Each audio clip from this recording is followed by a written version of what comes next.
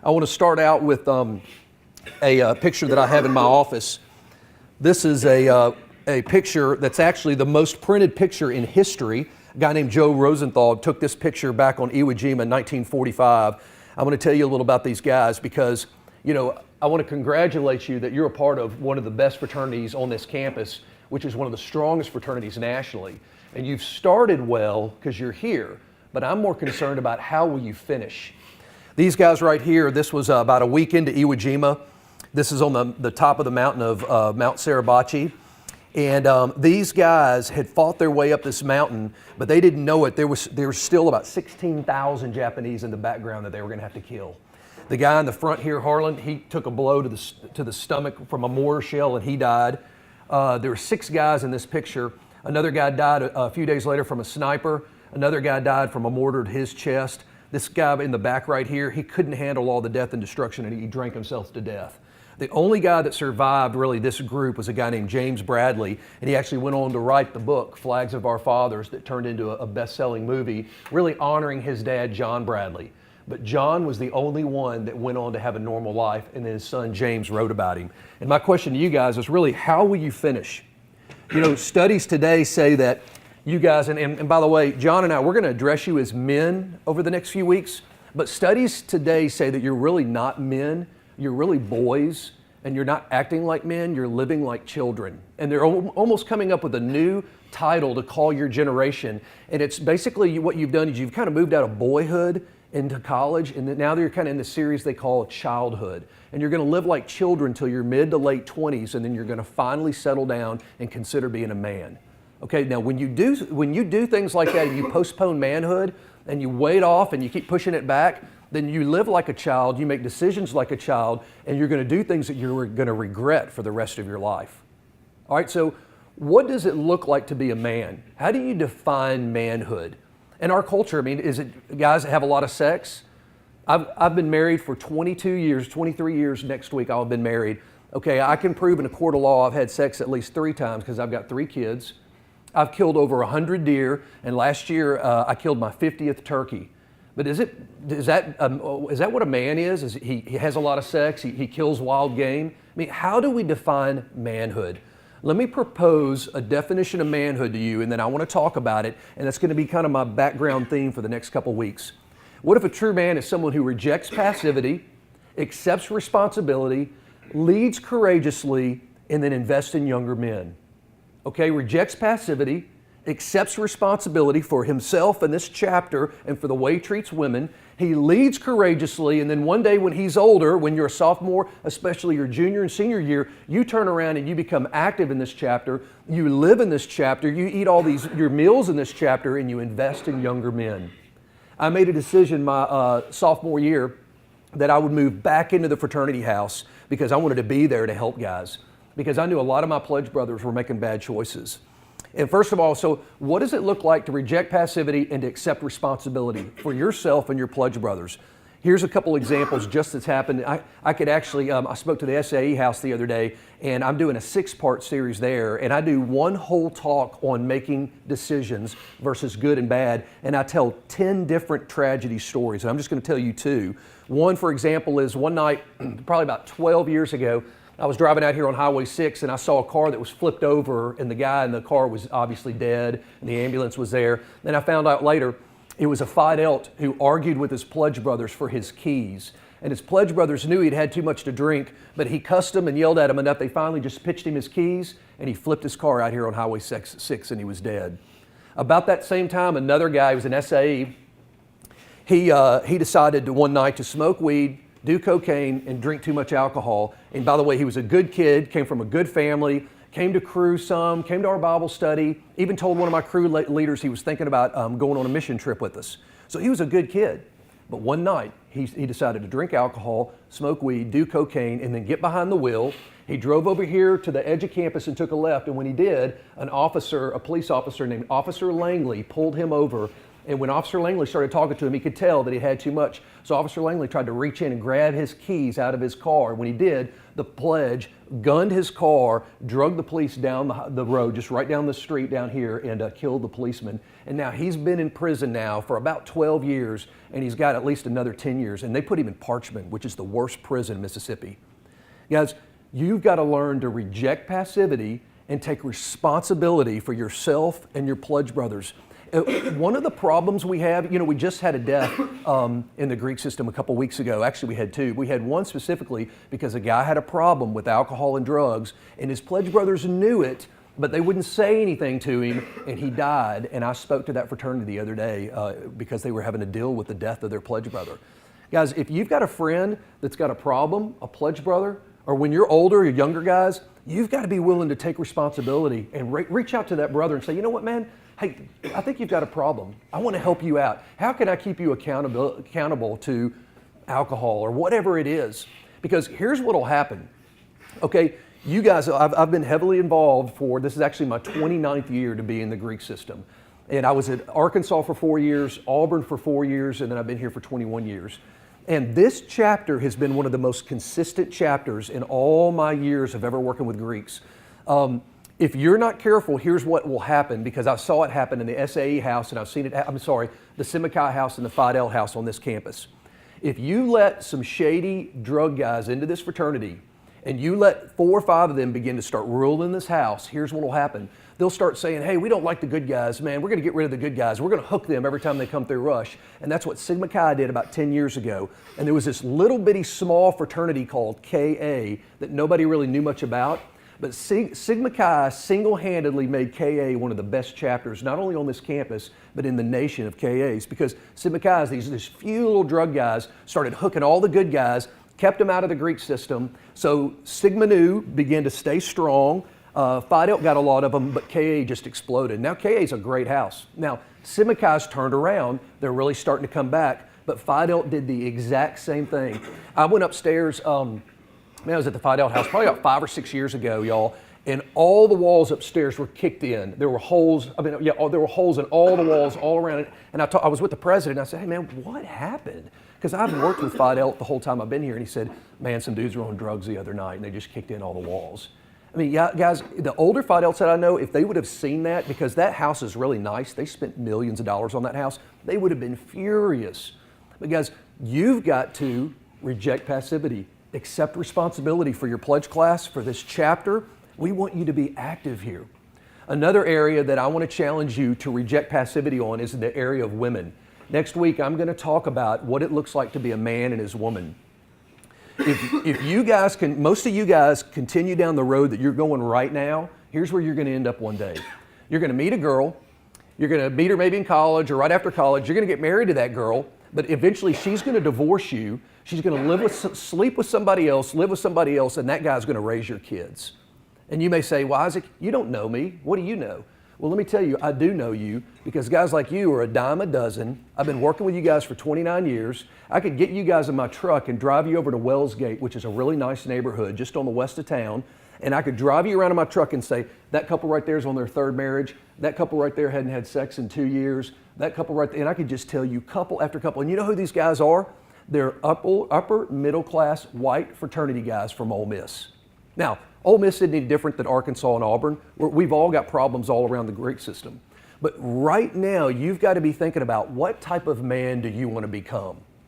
Where do you want to be one day? Where do you want to be in 10 years? Because you cannot become what you're not becoming. What do you want to be? Because if you're continuing on the path that some of you are on right now, one day here's what it's going to look like for you is this. I had one of my pledge brothers about 12 years ago. He said, man, Isaac, man, my wife and I aren't doing very well. She's just not giving me enough sex, man. I'm just not getting enough sex. And I said, man, really? I'm really sorry to hear that. Well, maybe if you would love your wife and serve your wife more, maybe she would give you more sex. But that's no excuse for you to leave your wife. Well, you know what? He didn't listen to me, and he left his wife for another woman who I'm assuming initially gave him more sex. But eventually I tried to give him a call one day, and I didn't hear back from him, and I found out that his first wife had divorced him, and he had 2 kids that he never gets to see. Then the second woman that initially gave him more sex, she left him and wouldn't let him see his 3rd kid. So now he's working 2 jobs to pay for alimony for 3 kids he doesn't ever get to see. And guys, if you're not careful, that will be you. That will be you. You've got to say, okay, man, that's not going to be me. There's no way that's going to be me. So I'm going to start making decisions right now on how I live my life, how I live as a man of character. I think I've kind of come up with this, what I define this is what I call the 2 lives mentality. You see, guys, I used to think deep down I could live my life one way and end up another way. I was sitting at a conference one time, and I was about 23 years old. I had been deeply addicted to pornography since I was 8 years old. I found pornography in my dad's bathroom when I was 8 years old, and it began almost what I was afraid was going to be a lifelong addiction to pornography. And I was 23 years old. I was at a conference, and I was sitting in a room with just all men, just like this. And you could write questions to the guy, the male speaker up front if you wanted to. And this guy had written a question down, and the speaker was just addressing different questions. And this question, I'll never forget, it said, hey, is it okay if I masturbate and look at porn when my wife is out of town? In other words, the guy was married, and he was wanting to know if he could do those things when his wife wasn't around. Well, that scared the crap out of me because I realized I thought I could kind of do those things silently, not really talk about them. And one day I'd meet a great girl, get married, and then I wouldn't do those things anymore. So after the meeting, I go up to one of my married buddies and I said, hey man, did you hear what that guy's question was? What was going on? Because I was just scared to death about that this guy would ask that kind of question. And he said something I'll never forget. He said, Isaac, if you can't control yourself sexually now, what makes you think you're going to control yourself when you're married? What will happen is, what's going to happen when you and your wife aren't doing well? You're going to go have sex with yourself, go look at porn. That's what a lot of guys do. And then your wife will end up catching you and she'll leave you. That's why a lot of guys get divorced. That's why a lot of guys get separated. You don't really hear what happens, but it's because the girls catch them in porn. And when your wife catches you in porn, guys looking at porn, here's what she feels like. She's not worthy, she's not good enough, and you're committing adultery. Now you may think, well, it's just a little small thing I do on the side. Well, she doesn't see it that way. So 24 years ago, I made a decision. I will never look at that stuff again. I want to be a man of honor, a man of integrity. And in your creed, you talk about love and truth. I begin to go reach out to other men and say, hey man, if you love me, you need to keep me accountable. You need to make me live in truth because I want to be a good husband one day and I want to be a good father. And I felt like that was one of a key decision I made. Matter of fact, I believe that God looked down and saw me making that decision that I would not do that kind of stuff anymore. And he said, now you're ready. And he introduced me shortly after that to this beautiful girl. She was CAO president at Auburn. We started dating and we ended up getting married. So I think it's no coincidence that I made a decision 24 years ago to be a man of integrity, honor, purity. I decided to be a man of character when no one was looking. Because that's really the definition of a true man. Who are you when no one's looking? And who are you when everyone's looking? All right, so let me go back to reject passivity, accept responsibility, and lead courageously. What does it look like to lead courageously? Guys, my challenge is this for you, is that every one of you would think about being an officer in this house. Every one of you would think about living in this house. I wrote an article about 4 weeks ago that the day it went live, over 10,000 people read that article. And within 3 weeks, over 41,000 people read this article. It went online on crew.org, which is our national website. And the title of the article was, Would Jesus Have Joined a Fraternity? And you know why I think so many people read that article, guys, is because they thought, fraternity guys are going to hell. Y'all don't have a chance. Why would this guy even write an article and associate Jesus with the fraternity? Well, guys, my point in writing the article was not to defend the idea that Jesus would have been a fraternity, but the fact that Jesus would have spent his time in places like this. He would have been active. He would have been coming to the parties. He would have been here, but he would have been in moderation of what he did. And I'm writing another article that's going live in a couple of weeks that says, I believe fraternities are one of the most strategic places for campus ministers to spend their time. But yet, in the 29 years that I've been coming over to these Greek houses, I've never seen a pastor in a Greek house, and I've hardly ever seen another campus minister, which is really sad. It's an indictment against us, because we need to be over here helping guys, and you guys need to be in this chapter being inactive. All right, so I want to list a few things that's interesting, that's part of your generation, that's a problem, And each thing within of itself isn't so bad, but I want to just share this with you because I want you to be thinking, okay, these are some issues in our generation, and how are we going to deal with them? Because eventually, guys, y'all are going to be the sophomores, juniors, seniors. You're going to be the leaders in this fraternity. And this is really interesting. Okay, these are things that didn't happen when I was y'all's age. Okay, first of all, nobody played video games when I was in college. That was unheard of. Nobody, your generation today spends hundreds of hours in gaming. But you know, when we were my age, when I was y'all's age, if I wanted to play a video game, you know what I had to do? Is I had to go down to the grocery store and play Pac-Man. That's how big our video games were. Another thing we didn't have was cell phones. Cell phones, I think, I wish we could take your cell phones away from you and you couldn't have them during pledgeship. Because it's so easy to call mom and dad and be under your parents. And what we've called your generation is the helicopter generation, because your parents like to hover over you. And sometimes I think that really hurts you from breaking away and really beginning to be a man. Because part of being a man is accepting responsibility for yourself. By the way, that reminds me. So this is the next one is, one of the things that's happened today is your generation will not accept responsibility for your decisions. 2 examples. I allowed Sigma Chi to have Groundhog, which is our big spring party, at my hunting club 2 years ago because A, I was one of the advisors, so I was just helping out the guys, and B, we needed a field to have the party, and they agreed to pay for most of my dues for my hunting club, so I thought, hey man, this is a win-win.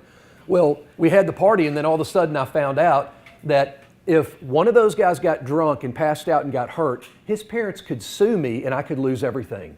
Okay? Back when I was in college, if you got drunk and you passed out, that was your bad and you were responsible. But you know what has happened nowadays? 2 years ago at the Phi Delta House at Phi Delta House at Arkansas, a Phi Delta who had a known track record for alcohol abuse, got drunk, fell down behind the house, got hurt, his parents sued Phi Delta and they lost their charter. They got kicked off the campus because of the decisions of one guy. Once again, guys, it goes back to living a life of moderation, keeping each other accountable. If you've got a pledge brother that's got a problem, you need to call him on it. You need to keep him accountable. What has happened then as a result of these types of problems is there is a growing lack of trust by the university and the nationals of us. John and I were talking the other day, and he mentioned it earlier, is we're really trying to form an alliance with the Greek system where we're getting the advisors together and we're talking about how can we be a strong Greek system. Because when one of us struggles, all of us struggles. You guys know there's some fraternities here. There's 2, I won't mention their names, but back when I was in college, they were 2 really, really strong fraternities. But because they allowed drugs to come into those houses and take over those houses, now both those fraternities are really small. Their pledge classes are about 1/3 of y'all's. And in the it's been 29 years since I've been a pledge, those fraternities have never come back on campus strong. And I want you guys to continue to be a strong chapter.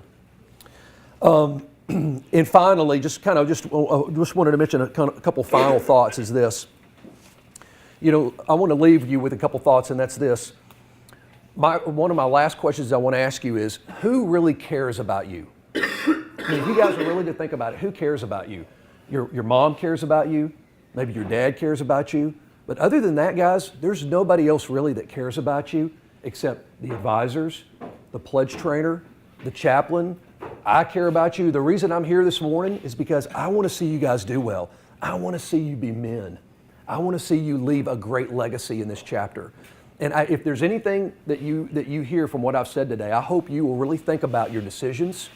You'll really live lives of love, truth, honor, like Sigma Nu talks about, and you'll leave a legacy in this chapter.